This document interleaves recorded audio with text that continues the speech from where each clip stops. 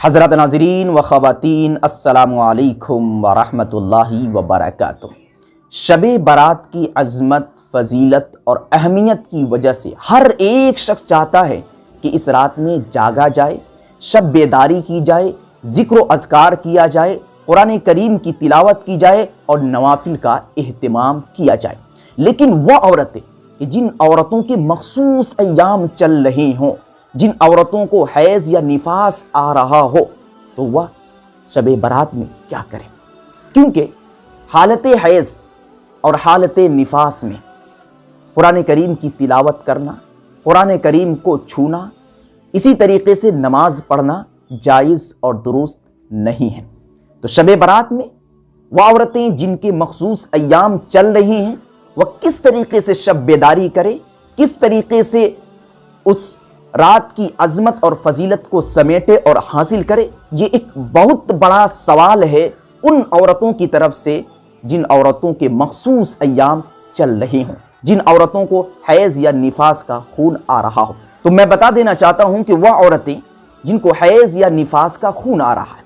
اور شب بیداری کرنا چاہتی ہے، شب برات میں جاگ کر شب برات کی عظمت اور فضیلت کو سمیٹنا چاہتی ہیں، حاصل کرنا چاہتی ہے، تو آپ کو رنجیدہ ہونے کی ضرورت نہیں ہے، پریشان ہونے کی ضرورت نہیں ہے۔ یقیناً آپ اس حالت میں آپ نماز نہیں پڑھ سکتی، قرآن کریم کو چھو نہیں سکتی، قرآن کریم کی تلاوت نہیں کر سکتی، لیکن ہاں آپ درود پڑھ سکتی ہیں،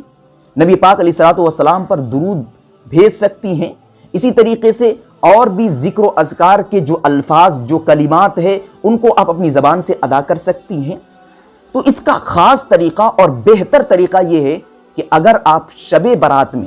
عبادت کرنا چاہتی ہیں اور آپ حالت حیض یا حالت نفاس میں ہیں، تو آپ صحیح طریقے سے، جس طریقے سے نماز کے لیے وضو کرتی ہیں، اسی طریقے سے آپ اچھے طریقے سے وضو کریں، اور وضو کرنے کے بعد ایک جگہ انہماک کے ساتھ، صدق نیت سے، اخلاص کے ساتھ بیٹھ جائے، اور بیٹھنے کے بعد